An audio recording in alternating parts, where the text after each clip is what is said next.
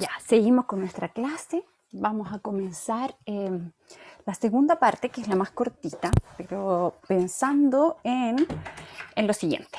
Primero, de esta lista vamos a pensar cuáles son síntomas que estarían relacionados con la enfermedad de Parkinson de acuerdo a lo que se nos pueda venir a la cabeza respecto de lo que observamos, respecto de lo que vimos en la evolución, ¿ya?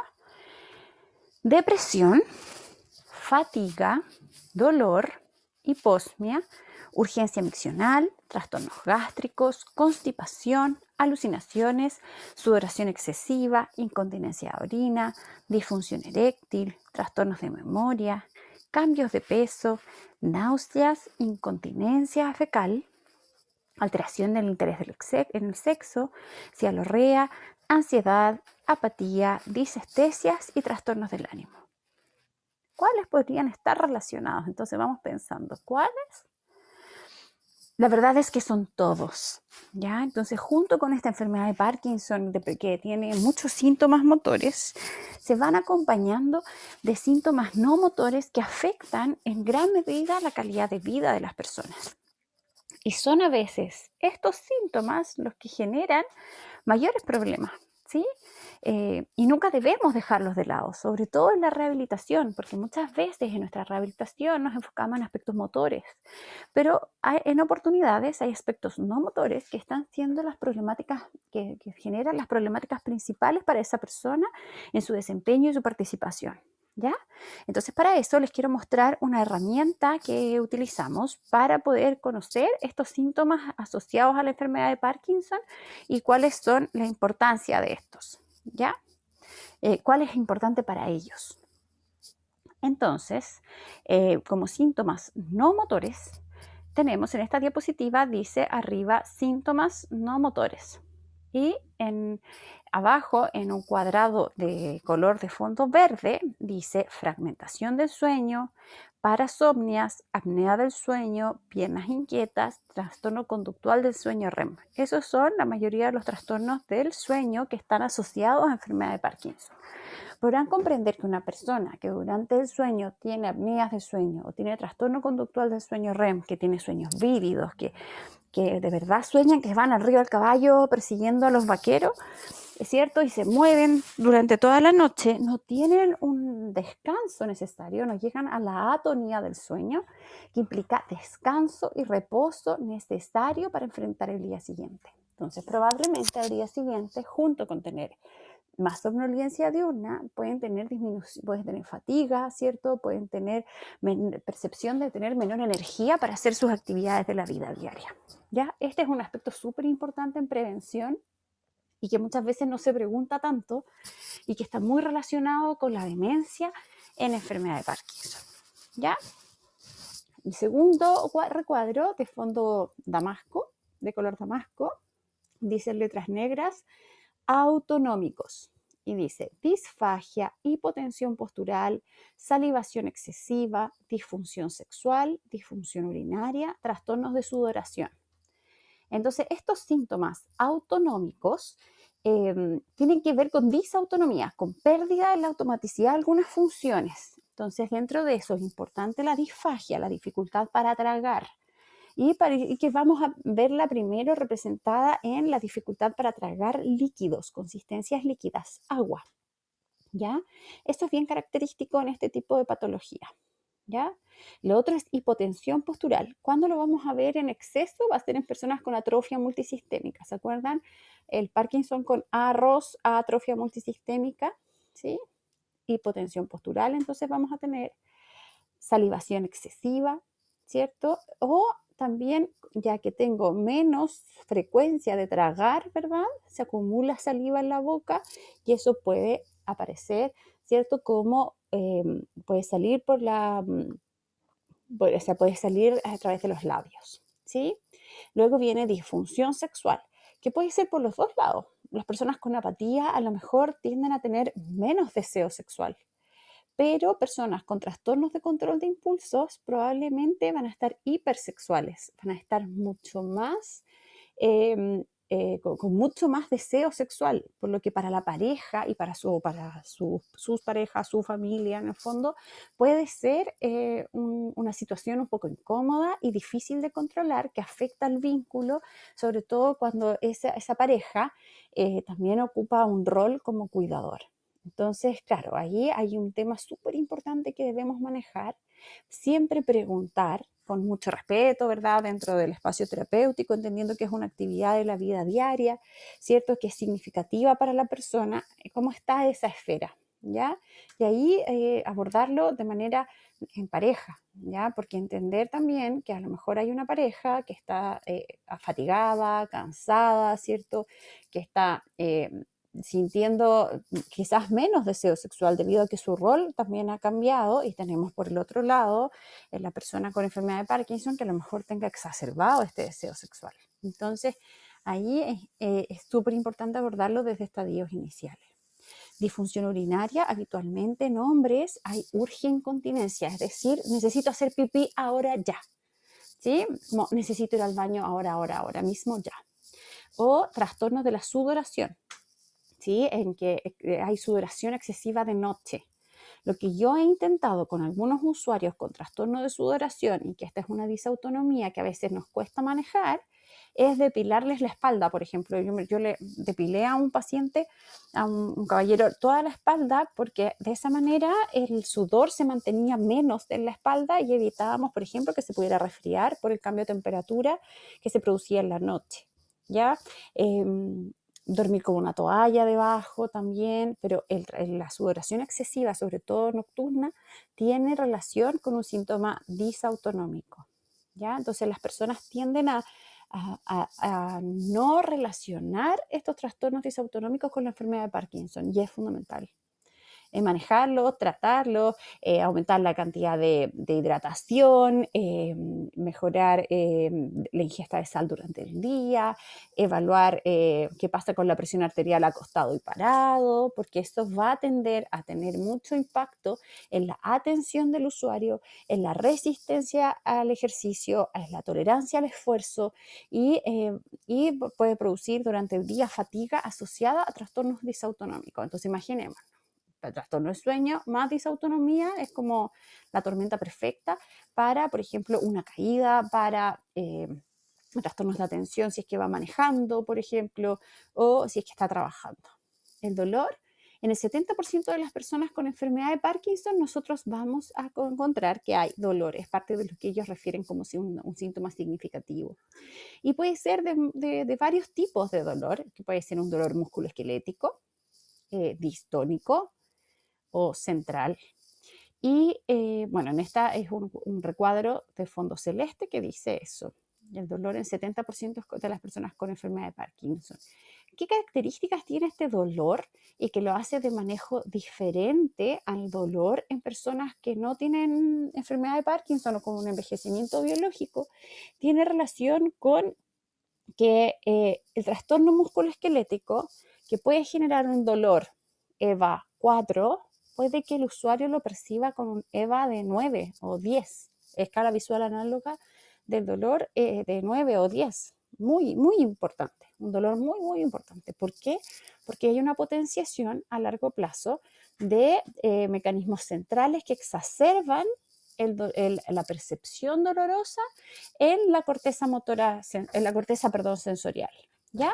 Entonces, algo que podría justificar un trastorno del hombro, del manguito rotador, un problema sobre todo de la cadera, por ejemplo, justo en el hemicuerpo donde hay mayor rigidez, ¿cierto? Donde hay mayor bradicinesia, puede significar que la percepción del dolor sea muy aumentada, ¿ya? Entonces, en manejos del dolor, en ese caso, por ejemplo, nosotros como kinesiólogos que manejamos el dolor, eh, desde lo musculoesquelético nos vamos a quedar con pocas herramientas si nosotros nos vamos a lo analítico, ¿ya? Entonces, como también tenemos asociada rigidez, vamos a tener que utilizar estrategias de, por ejemplo, elongación activa por sobre la elongación pasiva, debido a que hay un trastorno de cocontracción que se llama rigidez. Vamos a tener que ir hacia la búsqueda de inhibidores centrales del dolor, ¿cierto? Generales, más que a inhibición periférica del dolor.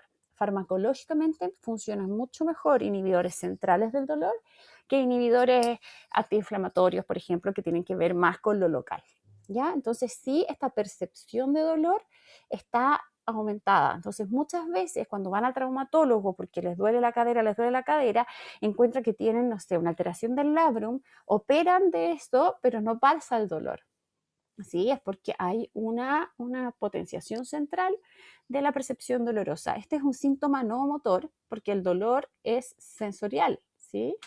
Si bien puede tener una causa musculoesquelética, este dolor es sensorial, es una percepción que es multifactorial, es individual, cada uno lo percibe y lo vive diferente, ¿ya?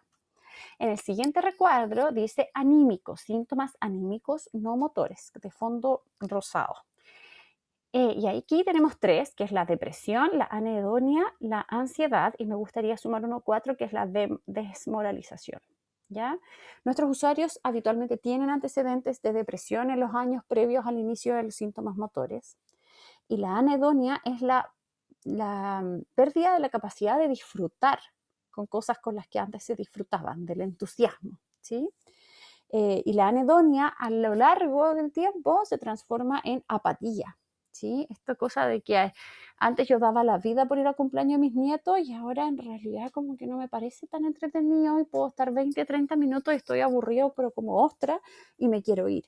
¿Ya? Esa apatía es parte de los síntomas de la enfermedad que también se deben abordar junto con la familia porque habitualmente se construyen muchas expectativas. Entonces a lo mejor la pareja, la familia, los amigos, los hijos están preparando para la Navidad, por ejemplo, ahora que se viene pronto la Navidad, un regalo que sea significativo, especial, hicieron un álbum con todas las fotos de cuando eran chicos, qué sé yo, algo muy significativo y se espera que la otra persona tenga una reacción así, pero alucinante, que llore de alegría con ese regalo y a lo mejor no, pues, la persona lo recibe, lo abre, gracias, y lo guarda.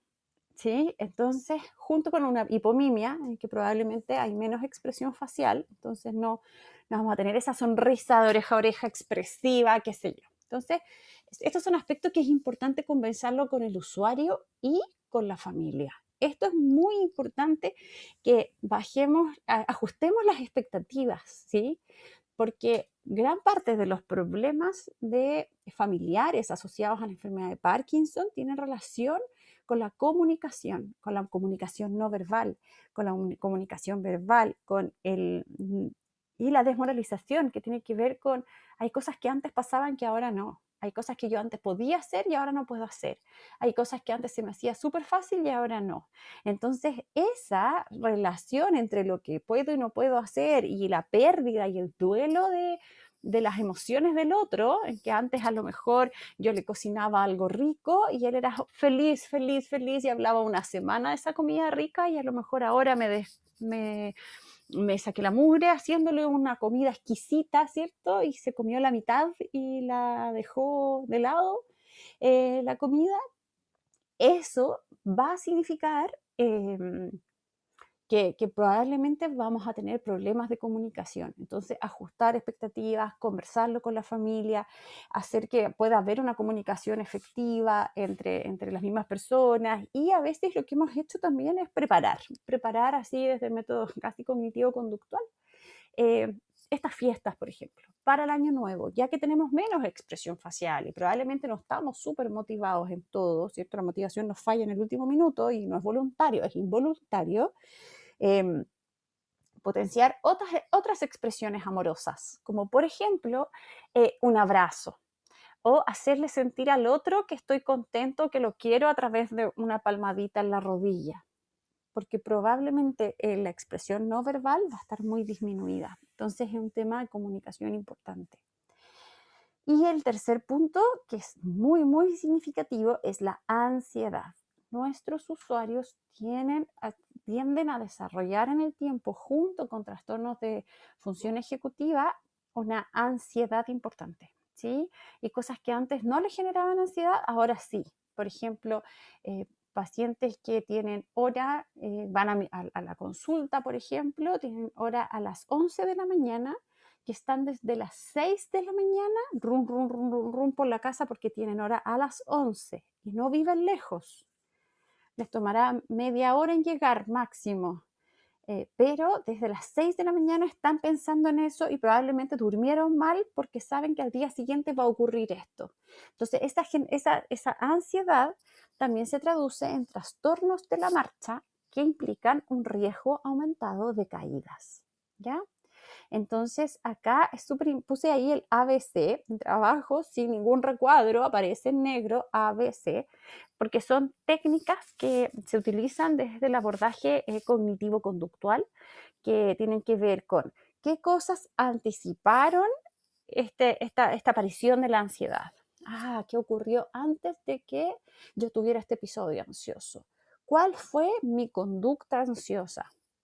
¿Cuáles son las consecuencias de eso? Entonces se genera una cadena en la cual si yo tengo conciencia de los factores que lo gatillaron, tengo conciencia de que mi actitud y mi comportamiento fue ansioso y tengo conciencia de las consecuencias de esos actos, es más probable que la próxima vez yo pueda gatillar estrategias para disminuirlas. Entonces a lo mejor poner un despertador en la mañana, dejar la ropa lista, cosa que sé que voy a tomar menos tiempo para eso, dejar el desayuno, a lo mejor el pancito, sanguchito hecho, envuelto en una servilletita, para saber que no voy a perder tiempo en eso al día siguiente y a lo mejor me acuesto más temprano. ¿Sí? Entonces puedo anticiparme a esa situación sin sentir que puedo perder el control de la situación después, porque a lo mejor el comportamiento ansioso, el andar rapidito, porque es muy ansioso, porque sé que a las 11 tengo kinesiología o tengo que ir a hacer algo que quizás, me refiero a esto de kinesiología porque no es algo súper importante, no es algo como que tengo que ir al registro civil a hacer un trámite fundamental, sino estamos diciendo algo que la acompaña durante mucho tiempo, pero en vez de, entonces, pensando en esa situación, puedo estar como dándole mucho rum, y genero ansiedad. Y esa ansiedad puede generar una caída, porque aumentaron las festinaciones, aumentó la marcha en pequeños pasos, los síndromes Bryce cinéticos, y probablemente tenga una caída y ni siquiera logre llegar a las 11 a mi trámite o al kinesiólogo. O llego al kinesiólogo, pero llego muerta de sueño y voy a rendir la mitad de lo que debía haber rendido, de lo que podría haber rendido, porque dormí mal y porque estoy muy ansioso y quemé todos los cartuchos de atención que tenía las horas previas, ¿ya? Entonces, sí hay estrategias que van desde lo cognitivo-conductual para manejar la ansiedad, también hay estrategias farmacológicas y es súper importante explorarlo, porque nuestros usuarios habitualmente tienen antecedentes de ser personas más bien ansiosas. Aquellas, me han tocado hartas personas, mujeres, por ejemplo, que son esas que multitask como de base, de naturaleza, que hacen 500 cosas al mismo tiempo, que siempre han sido súper aceleradas y que han tenido que estar a cargo de todo. Me siento reflejada también en esa situación, que después esos aspectos se exacerban y es ahí cuando vienen los trastornos de función ejecutiva y el mayor riesgo de caída y de demencia, ¿ya? Hay fármacos que aumentan la ansiedad, como los agonistas dopaminérgicos, entonces también es importante ahí una muy buena comunicación con el neurólogo. Y en otro recuadro, con el fondo azul, dice olfatorio. Ya habíamos dicho que previo había un trastorno de la discriminación olfativa. ¿Ya? Me gustaría compartirles esta estrategia para poder conocer los síntomas de las personas con enfermedad de Parkinson. Esto lo generaron en la American Parkinson Foundation, así como era la fundación norteamericana de Parkinson. Y a mí me encanta usarla porque pone en el centro al sujeto y su experiencia con los síntomas de la enfermedad de Parkinson. Aparte de ser bonita, miren, en el fondo blanco aparecen, dice arriba, mis síntomas con enfermedad de Parkinson, y dice rodee con un círculo el número que mejor refleje su estado actual con la enfermedad de Parkinson y sale 0, 1, 2, 3 y 4. 0 es nunca, 1 raramente, 2 a veces, 3 frecuentemente y 4 siempre. Entonces el usuario va a marcar la frecuencia de aparición de estos síntomas, no la importancia, sino la frecuencia. Y tenemos varias agrupaciones de síntomas. Uno en verde que dice trastornos del sueño y sale descrito cada trastorno del sueño, ¿ya? Distintas opciones abajo y un recuadro vacío previo a la descripción para poder poner desde el 0 al 4, desde el nunca hasta el siempre. Tengo dificultades para quedarme dormido por la noche, por ejemplo, o a menudo me quedo dormido en momentos inoportunos. ¿Ya? Entonces, ¿con cuánta frecuencia me sucede? Y esto se parece un poco a la FIM, ¿cierto? Este mapa en que podemos observar. Entonces, voy a explicarles cómo se llena. Trastornos del sueño, entonces está toda la descripción de los trastornos del sueño, varios, ¿cierto? Y siempre hay otros, porque puede haber uno que nosotros no hayamos descrito. Luego dice estado de ánimo, lo mismo. Luego otros síntomas no motores, como por ejemplo el mareo, que puede significar trastornos disautonómicos, ¿verdad? Me caigo debido a que me desmayo, me desvanezco, eso también es disautonomía. He observado un cambio en mi sentido del olfato, he observado un cambio en el peso, que no sé si se debe a una dieta, que eso puede ser porque estoy con dificultades para tragar, etcétera. Sudo en exceso, lo mismo que conversamos delante.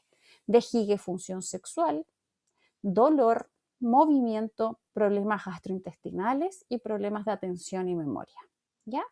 Entonces, la persona, se supone esto están hechos como formularios que la persona llena antes de una atención neurológica, por ejemplo, o de una atención por su equipo de salud, porque permite conocer gráficamente qué síntomas son más frecuentes para nuestros pacientes, ¿ya? Ahora, lo interesante es, en el recuadro en blanco que precede cada síntoma, se pone la frecuencia. Pero después de eso, uno pregunta, de todos estos problemas, por ejemplo, gastrointestinales, ¿cuál es el más significativo para usted ahora? No sé, que siente náuseas. Listo. Entonces, ese es el más importante. A lo mejor no siente náuseas siempre, independiente de su frecuencia. Si ese es importante para él, de ese numerito yo encierro el numerito dentro de este círculo concéntrico, ¿verdad? Con todas las opciones de los colores de los síntomas que aparecieron, de las agrupaciones de los síntomas que aparecieron, ¿ya? Pero lo interesante es de lo que para el usuario es más significativo. Por ejemplo, puedo tener un problema de lentitud de movimiento, donde dice en movimiento en gris, ¿verdad? Dice más abajo, la cuarta opción es me muevo con lentitud. Y yo pongo siempre un 4, ¿ya?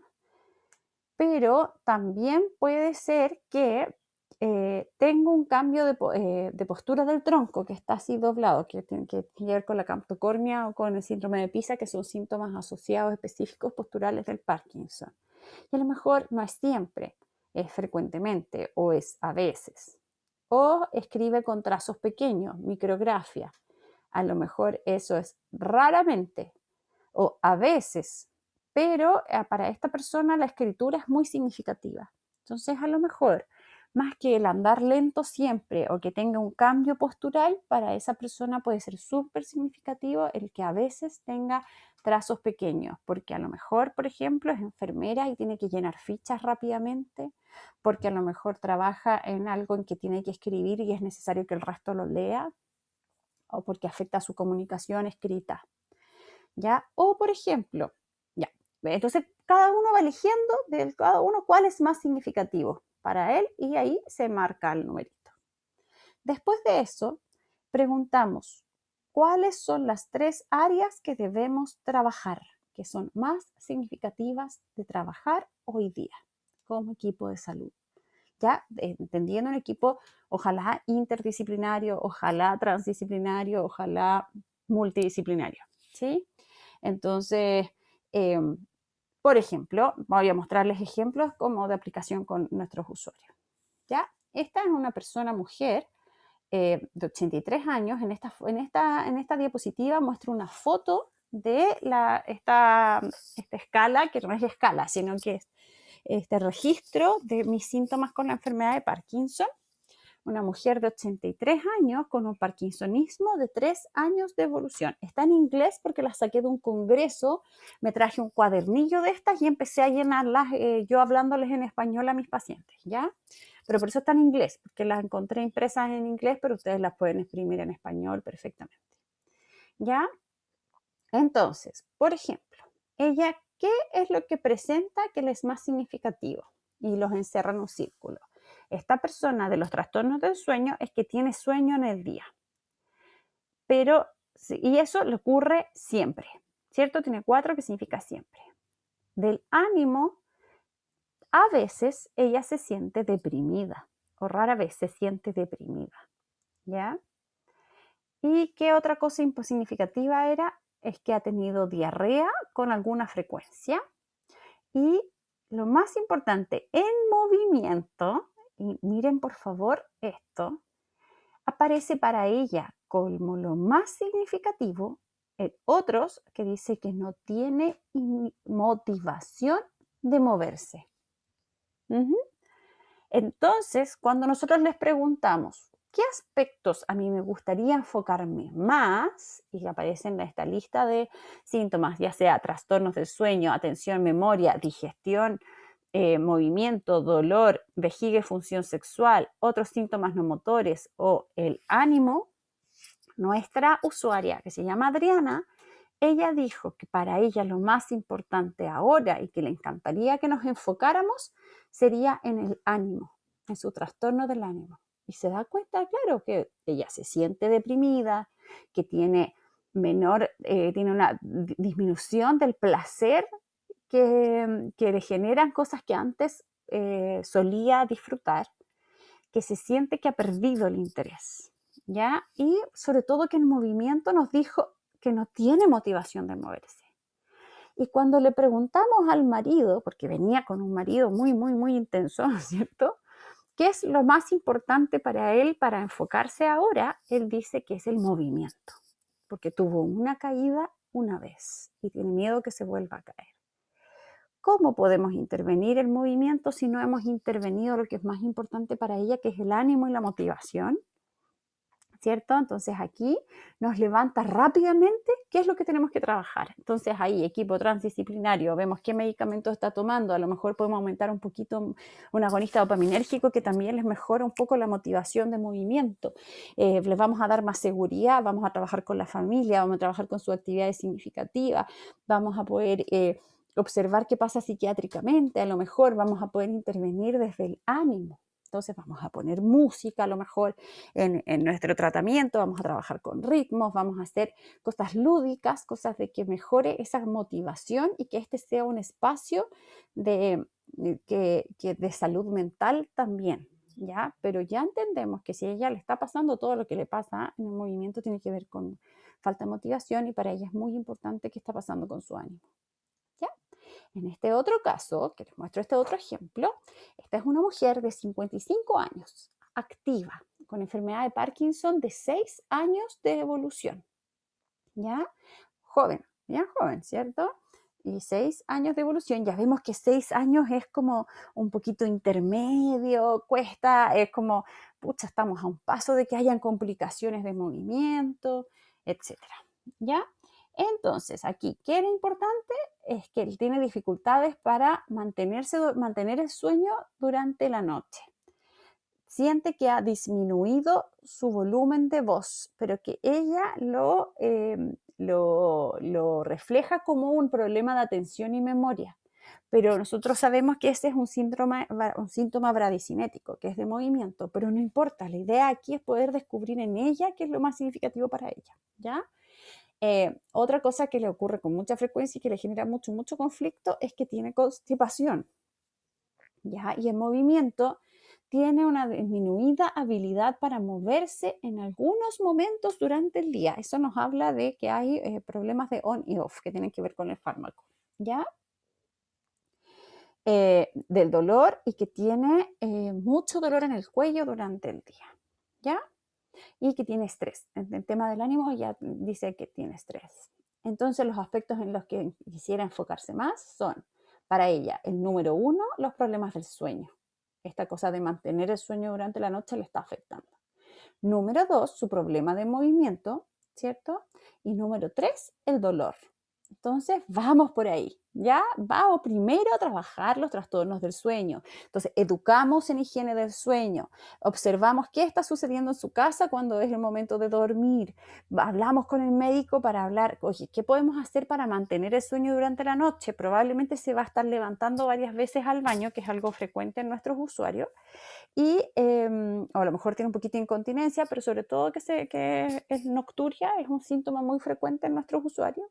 Se levanta y después cómo vuelve a conciliar el sueño, pero si ahí agarra el celular y se pone a ver todas las novedades, probablemente va a ser súper difícil. Entonces, a lo mejor, ¿qué podemos hacer para que eso se regule?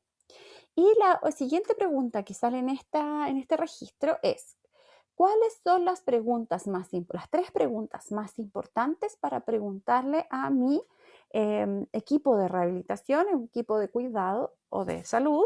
Y es el primero, ¿cómo le puedo sacar el máximo provecho al tratamiento? 2, ¿qué avances tecnológicos hay para el manejo de mi situación de salud? Y 3, dame unos tips para poder manejarme en el día a día. ¿Ya? Entonces, con esto ya tenemos tanta información para trabajar, nos organiza las ideas, que es lo más importante para el usuario, que eso va muy en la línea de nuestra intervención, que es centrada en la persona. En cambio, acá tenemos a una mujer de 74 años, ¿ya? Y bueno, lo mismo ejemplo que lo anterior, trastorno del sueño, qué sé yo, pero lo que les quiero mostrar en este, que pudieran observar, por favor, abajo a la derecha, o imaginarse, ¿cierto? Vamos a ir contando, es que ella lo escribió con su letra. Y vamos viendo cómo se van levantando las letras, van volando, ¿cierto? Desde la línea de abajo y se van haciendo chiquititas y van volando. Eso habla del stiffness extensor, de la rigidez extensora de muñeca, que hace que la letra vaya siendo cada vez más chiquitita y se vaya volando del suelo. Eso también es un predictor de demencia, ¿ya? Entonces, la primera pregunta es, ¿estoy empeorando y en qué se me nota? Esta es una clásica pregunta de todos los tiempos, ¿ya? ¿Cuál es mi pronóstico en 5 años más? ¿Influye en lo que como, en cómo me siento? Y ¿he tenido tiempo para poder hacer mis preguntas? Eso es algo que se pregunta aquí. Y ahí dice que sí, ¿ya? Y si nos damos cuenta, ya tiene un trastorno cognitivo leve, ¿ya? Y 4 años de evolución de la enfermedad de Parkinson. Y tiene hartos trastornos de movimiento, ¿ya? Entonces, ahí tenemos harta información. Esto nos da muchísima información porque tiene bien frecuentes muchos síntomas. Tiene apenas 4 años de evolución. Esto me suena a que este Parkinson va muy rápido, ¿verdad? Pareciera estar como en un estadio intermedio más avanzado, pero sin embargo es como pronto. Entonces a lo mejor ahí nos levanta alguna idea de diagnóstico diferencial, o que esta fenomenología está siendo más rápida de lo esperado y se le asocia un trastorno cognitivo que puede tener mucha relación con trastorno del sueño, trastorno del olfato, ¿cierto? Y que se condice también con estas letras que se van levantando, ¿ya? ¿Cuál es el síntoma? ¿Cuáles son los síntomas no motores más importantes en pacientes con Parkinson? Y ¿nos estamos perdiendo de algo? Ya los estamos perdiendo estos síntomas porque pocas veces en el fondo aparecen, ¿por qué no son pesquisados estos síntomas no motores? ¿Ya? Por eso que para mí es tan importante hablarles de síntomas no motores, porque habitualmente pensamos en Parkinson y decimos bradicinesia, rigidez, temblor y inestabilidad postural, caídas, disfagia, o sea, a veces disfagia es un síntoma no motor, pero no se nos olvida que hay otros síntomas súper importantes, ¿ya? Esta es un artículo súper interesante en que se consultaron a muchísimas personas con Parkinson y a sus cuidadores, lo que yo les mostré al principio de esta clase. ¿Cuáles de estos son síntomas de la enfermedad de Parkinson? ¿Ya? La misma lista que yo les mostré, ¿cuáles son síntomas de la enfermedad de Parkinson? Y se dieron cuenta que de que los más comunes y cuáles tenían en el fondo. ¿Cuál de estos síntomas tiene usted ¿Y cuántos de estos son síntomas de la enfermedad de Parkinson? Esa fue la pregunta, ¿ya? Entonces mostraron todos estos fueron los más comunes. En el 62% de las personas refirieron tener nocturia. Esto que yo les contaba de que en la noche necesitan ir al baño 1 o 2 veces a hacer pipí. El segundo es fatiga, sensación de fatiga, o sea, no fatiga muscular, sino fatiga completo, estar cansado durante el día. Esto es súper relevante para la rehabilitación porque nuestros usuarios van a llegar a rehabilitación cansados y se van a ir más cansados. Entonces ustedes dicen, chuta, no, está cansado, voy a disminuir la intensidad del trabajo, pero no. Yo esto es algo que nunca pregunto, si es que usted está cansado, porque es obvio que va a estar cansado. Es un síntoma de la enfermedad de Parkinson, pero si yo dejo de intervenir o disminuyo la intensidad de mi tratamiento porque está cansado, es como decir, no voy a tratarlo mucho porque tiene Parkinson. Y es todo lo contrario, es por eso es que necesitamos intervenir. Y no vamos a esperar que hayan demasiados cambios en el niveles de fatiga, pero sí vamos a generar estrategias para poder lidiar con la fatiga. No así con la fatiga muscular. Sabemos que la fatiga muscular genera deterioro muscular y que eso puede demorarse toda la vida en volver a recuperarse, al contrario de un deportista o de un envejecimiento fisiológico en que vamos a ocupar entre un día y una semana en recuperar esas unidades motoras. En este caso no es así. No vamos a recuperarlas probablemente. Entonces nunca vamos a llegar a extremos de fatiga muscular, pero la fatiga corporal completa es algo con lo que vamos a tener que aprender a lidiar y que no le vamos a preguntar mucho al usuario porque si no, obvio que va a estar cansado. Lo asumimos así. Ahora, si él lo refiere, intervenimos, ¿sí? Y probablemente nuestra intervención desde la actividad física va a ayudar a largo plazo a lidiar más con esa sensación de fatiga, que es lo que nosotros denominamos como aumentar la reserva funcional. Luego viene la urgencia miccional, esta cosa de necesito ir al baño ahora mismo ya. El 58% de las personas respondió que sí la tenía. Trastorno de memoria en un 57% de las personas. Piernas inquietas durante la noche que se le mueven solitas, 52%. Hipersalivación en un 48%. Constipación en un 48%, trastorno de concentración en un 48%, disminución del ánimo en un 48%, cambios en la libido 45% y ansiedad en un 43%. ¿Qué es importante? 5 de todos estos son disautonómicos, ¿ya? En una etapa inicial de la enfermedad de Parkinson, los más frecuentes, los que vamos a encontrar son depresión, disautonomía y fatiga, son los mayores predictores de la PDQ-36, que es de la calidad de vida relacionada a la salud en la enfermedad de Parkinson. En etapas más avanzadas son las disautonomías, más fatiga, tienen mayor relación con la calidad de vida relacionada a la salud. Ahora la pregunta, ¿por qué nos perdemos de esto? ¿Por qué no son pesquisados? ¿Por qué nuestros usuarios tenemos que, como que nunca nos cuentan estas cosas y al final son grandes barreras de la rehabilitación? Porque habitualmente tenemos mayor énfasis en trastornos motores. La gente no va al neurólogo del Parkinson a contarle que tiene problemas con el apetito sexual. No va donde el doctor del Parkinson a decir, oye, me está pasando esto con la orina. No es algo que tenemos asociado al neurólogo especialista en Parkinson. El usuario no relaciona estos síntomas a la enfermedad de Parkinson. Entonces, a estos usuarios que se les preguntó si tenían estos síntomas, ¿cierto? Los usuarios reconocen 5 de estos 30, de los 30 que yo les mostré al principio, 5 de estos 30 son relacionados a la enfermedad de Parkinson. Solo 5 de 30. Y los 30 son de la enfermedad de Parkinson. Y los familiares reconocen apenas 7 de 30 como relacionados a la enfermedad de Parkinson. Por eso es fundamental la educación en salud. Nosotros ahí tenemos mucha experiencia. Una de las más entretenidas fue un taller que se hizo para la agrupación de Parkinson de Temuco, en que se hizo un taller largo durante un año de acompañamiento y potenciar la gestión de esa agrupación, donde se dio énfasis y se hizo un manual de síntomas no motores en la enfermedad de Parkinson. Y pudieron identificar estos síntomas y manejarlos y aprender estrategias para lidiar con estos síntomas en la vida diaria. Y pudieron conversar entre todos y muchos de ellos referían el no tener conocimiento de que esto podía significar algo relacionado a la enfermedad de Parkinson nunca se lo habían descrito a su neurólogo. Entonces, es importante manejarlo, ¿sí? Y la última es, así como hablamos al comienzo de la primera clase, en que había una aproximación, ¿cierto? La típica de trastornos neurológicos, y nosotros en trastornos del movimiento tenemos una aproximación que es fenomenológica, que es diferente, que no hay una lesión, no vamos a buscar el origen de la lesión, sino que vamos a ver qué es lo que observamos, ¿cierto? Y es tan clínico, tan evolutivo. También hay una tradicional transición entre el cuidado o salud curativa hacia la paliativa.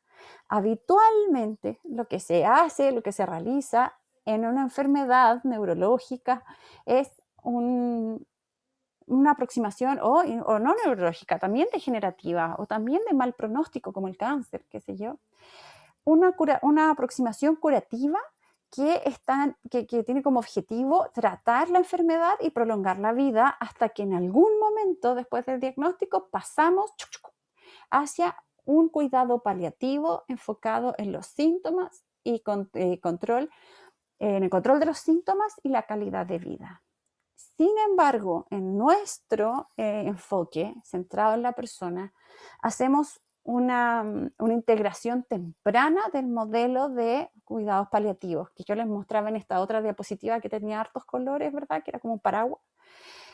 Desde tempranamente, desde el momento del diagnóstico, nosotros también, junto con el enfoque curativo, aproximación curativa, preventiva, en que aumentamos la actividad física, mejoramos la calidad del sueño y activamos todos los neuroprotectores que podamos activar, ¿cierto? Y podemos dar mejor función, también generamos una aproximación paliativa que es enfocada en el control de los síntomas y la calidad de vida, ¿sí? En el fondo, desde el momento del diagnóstico hasta la muerte, vamos a trabajar también en este equilibrio entre disminuir la demanda, mejorar la performance, pero también entendiendo que lo neurodegenerativo desde una aproximación integral, desde entender que la calidad de vida es lo más significativo, que vamos a reducir síntomas en función de la mejor calidad de vida, que muchos usuarios van a decir es que no quiero tomar este medicamento porque no quiero tener efectos secundarios de este medicamento. Ahí está para decir la vida es ahora cuando puede disfrutar la Navidad, es ahora que tiene que ir a votar ahí en conciencia, es ahora cuando puede, la vida es ahora, es ahora. Es ahora, mañana y pasado mañana y fue ayer. Entonces, es ahora el momento en que necesitamos disminuir los síntomas y no nos vamos a esperar a que la vida pase por encima para restringirnos de posibilidades terapéuticas. Ya uno de los aspectos en que yo creo que dentro de los consejos de la educación en salud como más significativos que yo creo que nosotros transmitimos como equipo, primero, el Parkinson se puede hacer leso al ser una enfermedad de aspecto subcortical. Nosotros a través de ser más pillo que el Parkinson, a ser más corticales que el Parkinson, podemos generar estrategias que van a permitir una mejor calidad de vida porque van a permitir que yo me pueda mover mejor, que voy a poder resolver síntomas durante el día porque el Parkinson se puede hacer leso. Eso es como el número 1, ¿ya?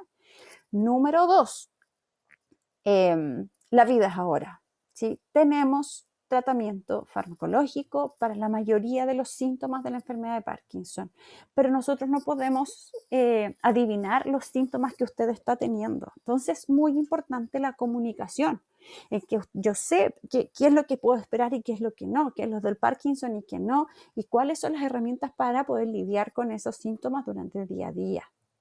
¿Ya? Ese es el segundo. Y tercero, calidad de vida por sobre todas las cosas, ¿sí? ¿Qué es lo que a mí me hace feliz? ¿Qué es lo que te permite tener un desempeño exitoso y estar contento y satisfecho de mis actividades de la vida diaria?